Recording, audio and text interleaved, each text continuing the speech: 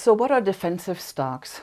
We hear a lot about defensive stocks, something that we can get in and that's not as volatile, and they'll help us survive this crazy bear market right now. So, but however, according to Chamath Palihapitiya, we already reached the bottom. Right now we're just consolidating, and once the consolidation is over, we'll slowly return to our bull market. So hopefully this happens soon. I don't think it'll happen within the next 6 to 8 months, but it'll happen eventually. Everybody's prediction is that this bear market or this recession is going to go on for about 18 months before it gets better. So we'll be prepared. So whenever the stock market turns bearish, a lot of investors turn to defensive stocks. Now, what is a defensive stock?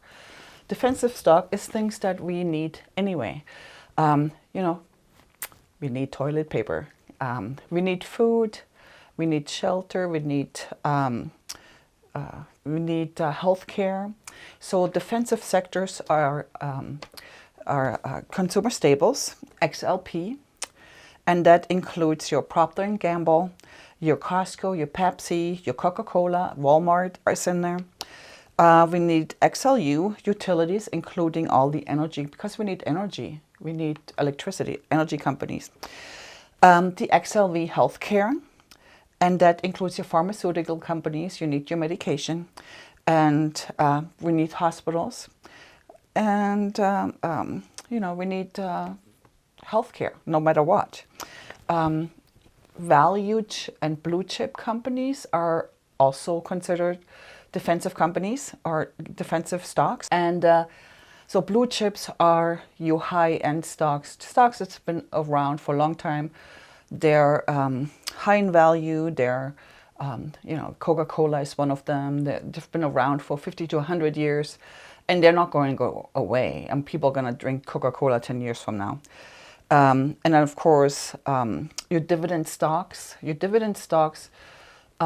Doing really well during a bear market, just because even though your stock might go down, but you still get paid a dividend. So you're still making money. And so they're doing pretty well. So blue chip and dividend stocks can still fluctuate. They still can go down and turn red for a little bit, but not as drastic. They're not as volatile, a little bit more stable. So it's something that you might want to go to when the stock market turns bearish. So one of the things you have to be careful though is, like, if you're selling some of your stocks and you made money, unless you're selling it for tax purposes, where you're deducting your losses in on your taxes. If you made money, you have to actually pay capital gains for that. Doesn't matter if you're just selling and you're buying something else. You're selling your tech stocks and you're buying some value companies or whatever. Just remember, you have to pay tax on your short-term capital gains. And that's if you hold it 1 year or less.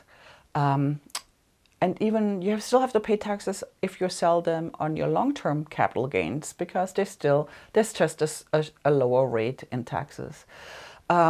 Also, just remember, when the stock market goes bearish, hold your quality companies. I wouldn't get out of any of my quality companies. I would just add to them.